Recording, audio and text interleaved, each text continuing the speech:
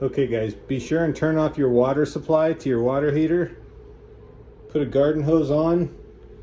Unscrew this white cap a little bit and then unscrew this black cap. Sometimes it gets clogged in there and you got to poke a little stick up in there to get it unclogged. And then you want to open up your pressure valve, your high pressure valve, and then you should start to see your water heater draining. Okay guys, so this is a 4500 watt, 240, 4500 watt. So I went to Home Depot and I got me 2 of these as replacement heating elements. Okay, so you're going to want to take your cover off, and then you're going to see this. Okay, you're going to want to definitely make sure that your electric is off, and you're going to want to take these 2 wires off and unscrew this element here.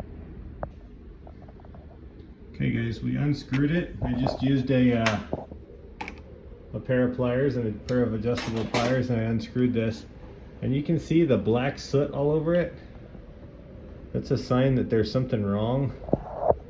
Okay, and so we're replacing both heating elements, but you can already just tell that there's some black soot on there, and so there's the top one, or sorry, the bottom one. Now let's do the top one. So you can see the black on them, and so that's why I'm telling you guys, if your water heater or your water is throwing out some black soot, maybe check your heating element. So here's a new 4500 watt heating element. We're going to put these 2 in, and we're going to hook them back up. It's not going to matter which way the wires go, and we'll keep you guys posted. Okay guys, once you put your heating elements in, the one thing that you want to make sure you do is turn the water on. Leave your valve open, turn the water on, let it fill up, and test for leaks before you put the wires back on. Once you put the wires on, it's going to be harder to tighten those things down. Okay guys, so we got our heating elements in, we got the water on, we tested it, see here?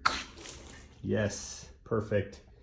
And there was no leaks in the elements. And now we're going to turn the breaker on. Okay, here we go.